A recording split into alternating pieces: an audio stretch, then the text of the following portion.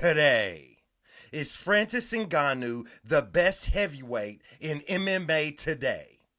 What about Chris Cyborg? Is she the GOAT of female fighters? Also, is AJ McKee washed? Is he washed, rinsed, and repeated? Also, what about Fluffy Hernandez, who steamrolls and continues to move forward over Pahea? All of this and more on today's episode of Matter of Fact MMA. What's up? What's happening? Let's go. What's up, guys? We right back at it. We right back with it. It's your boy Matt wearing the Jaws shirt. We back and we gonna break down a couple of fights. First off, with the UFC, we are not going over all of those fights because that card wasn't really that good. Also, with Bellator, PFLator, we ain't going over all of those fights either, just a couple. So let's start out with the tippy top, what made the most headlines over the weekend in mixed martial arts. Big Frank the Tank, Francis Ngannou, the man that I picked against, and I feel sorry for it, goes out there and defeats Renan Ferreira in the first round via ground and pound strikes. Vicious ground and pound strikes. Big Francis Ngannou goes out there, takes Renan Ferreira down, and begins to throw large homes. I don't mean Patrick Mahomes. I mean homes. Homes. Large houses at Renan Ferreira. Because the man got mansions for fists. You know what I'm saying? And he's wailing away on the dude. The referee's like, I need to see a man die. Keep going. And he lets Big Frank the Tank keep wailing away on this man and finally stops the fight. Francis Ngannou makes his return to MMA, defeats his opponent in the first round, won a super fight championship, so he got a new belt in the PFL. Afterwards, he has an amazing, only way I could express it is a release of emotions over the loss of his son. It was amazing. I'm so happy that nothing I predicted happened in this fight, and Big Francis Ngannou got the win, and he continues his journey. He continues his quest. Shout out to that man. It was great to see, bro. Great to see.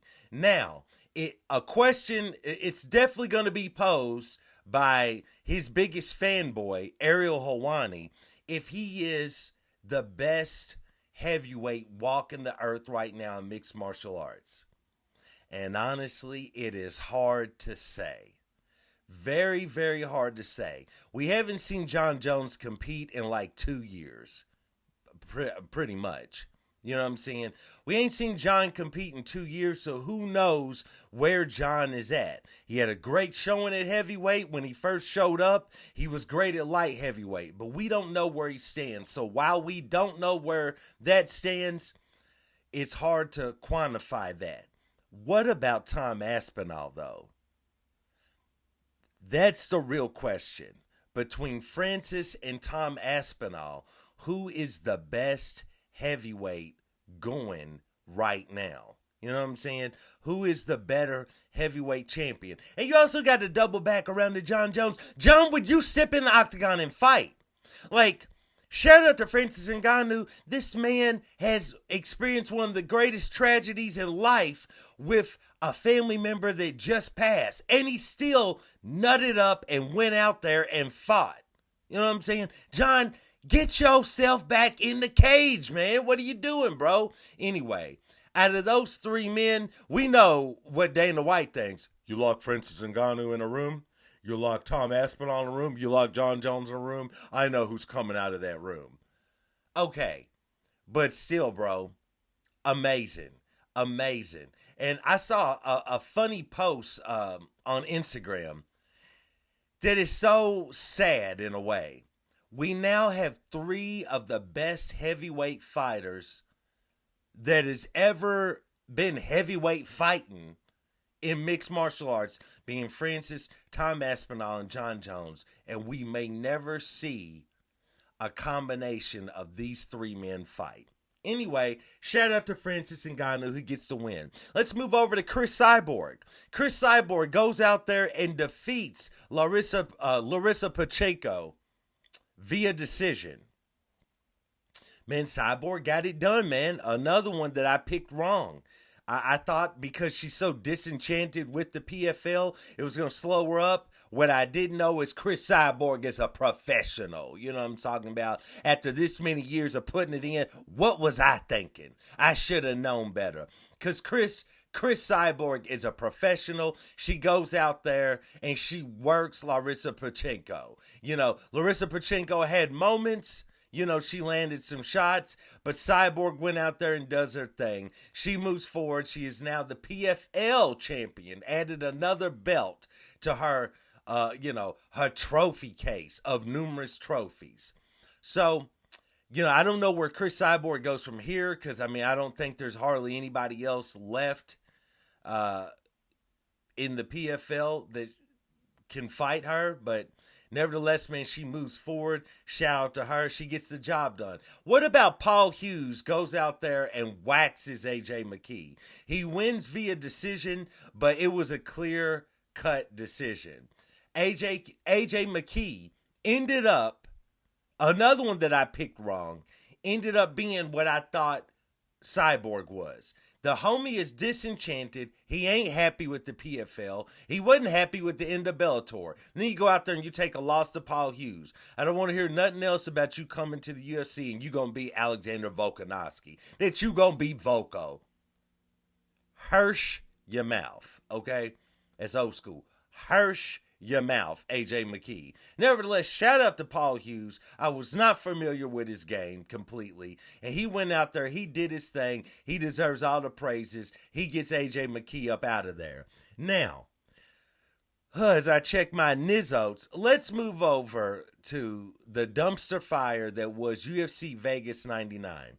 Where in the main event, Anthony Fluffy Hernandez, this one performance of the night, goes out there and defeats Michel Pereira. Bro, Fluffy Hernandez went out there and did his thing. Michel Pereira had 2 minutes worth of cardio and he was donezo. I would like to know if he had some sort of an injury once that fight started or if he sustained an injury. I couldn't fathom what the injury would be. Did you break both of your hands in that first exchange? Nevertheless, Pereira goes out there, hits Fluffy with a devastating body kick, which he admitted to. He admitted that about did him in. Back Fluffy up for a second. He goes in, throws a few combinations on Fluffy's and, Fluffy and adds a knee to it. But then he just backed off, and that was the tail of the fight. And the rest of the fight, Fluffy goes out there. He does his thing. He works. He works and eventually stops Michel Pereira. So, no doubt Pereira will be back. You know what I'm saying? No doubt plenty of more fun fights at middleweight for Pereira. And right now, bro, this was talked about in the post-fight press conference, and I want to see it. Especially because I'm not an Izzy fan. But if Izzy wins, shout out to him. I want to see Fluffy Hernandez versus Israel Adesanya.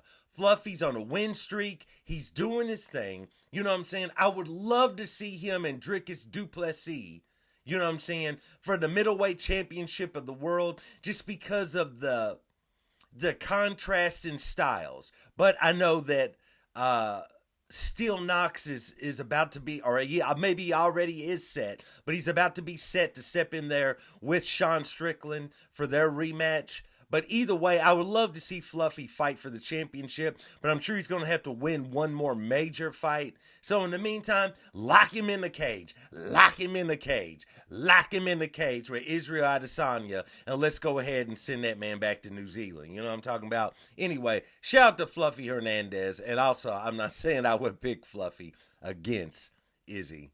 I just want to say that because I'm not a big Izzy fan, but, the man is still one of the best of all time at middleweight. Anyway, shout out Fluffy Hernandez. He gets the win. How about in the co-main event, Rob Font Rob Font goes out there with the slick hair, you know what I'm talking about, and defeats Kyler Phillips. Kyler Phillips had 1 round in him, which is about 3 more minutes than what Michel Pereira had. He had 1 round in him of cardio. After that, he fell off. I'd like to know if he had an injury. Shout out to Rob Font, you know what I'm saying? Shout out to Rob Font, man. I picked against him.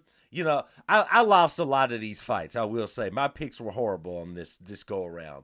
But shout out to Rob Font, man. He does his thing. He goes out there. He gets the win. How about my guy, Charles Johnson?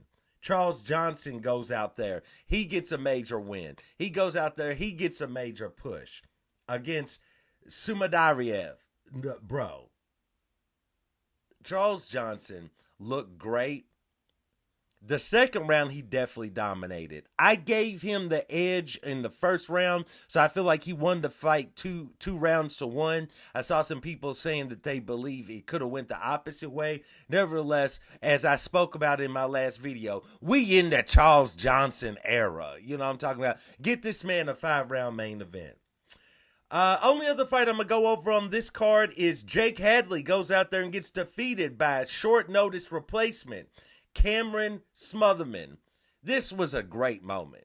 Cameron Smotherman was game. He made weight. He took the fight and made weight on like 48 hours notice or something crazy like that. It was awesome to see. Outstanding young fighter. He's coming from the Contender Series. He makes it to the main show. You know, steps in there with Jake Hadley, short notice, and Jake Hadley was game. It wasn't like he was a walkover, but Smotherman stayed in it. He got the win. He had the amazing moment after the fight on the mic with Paul. You know what I'm saying? You saw his family out in the audience, his mother. Everybody was cheering. Everybody was happy. It was outstanding. Just to see this young man in that moment realize that he is now in the UFC, and he just kept yelling that out. It was a realization. You could tell this was a major moment for him, and he had really achieved a dream of his. So shout out to him. It was an outstanding fight. His striking was on point. You know, he showed he had heart because, you know, Hadley put it on him at a few moments, but he pushed through. Hadley lost a point because of fouls that he kept having. You know, there was an eye poke. I believe there was a groin shot. Nevertheless, dude, Hadley had a point taken away, which was fine with me. Smotherman goes out there and gets the win. So definitely a guy to be on the lookout for. Outside of that, man, Jocelyn Edwards goes out there. She missed weight by like 2, maybe 3 pounds, but she goes out there and gets the win. It's good to see her get back in the win column. And her technique looked improved. She looked on point. She definitely did look on point. So, you know, she goes out there, she beats Vidal. We'll see where she goes from here. Hopefully the UFC will keep her around because she's missed weight like 3 times. So hopefully they will keep her around because, I mean, she's fighting at bantamweight. I don't think she can't go up to 145 because I don't even know if that division still exists. So shout out to Jocelyn Edwards. It was great to see. And now we are moving forward with the card that everyone is waiting to see this weekend. Finally, we will have Max Blessed. The best is blessed. Holloway stepping in the octagon with Ilia Topuria. Plus, we got Robert the Reaper Whitaker, Bobby Knuckles stepping in there with the Wolf, Khamzat Chimaev, if Chimaev will even make it to the cage. We don't know. I won't believe it until Bruce Buffer is announcing his name. Nevertheless, man, so I'll be back with a breakdown for the upcoming show this Saturday. Please like, subscribe, comment. Let me know what you thought about the fights over the weekend. Let me know, who is the best heavyweight? Is it Francis Ngannou, Tom Aspinall, or John Jones? Let me know. And once again, I do want to thank you guys for joining me for another episode of Matter of Fact MMA. And I'll check you next time. Peace.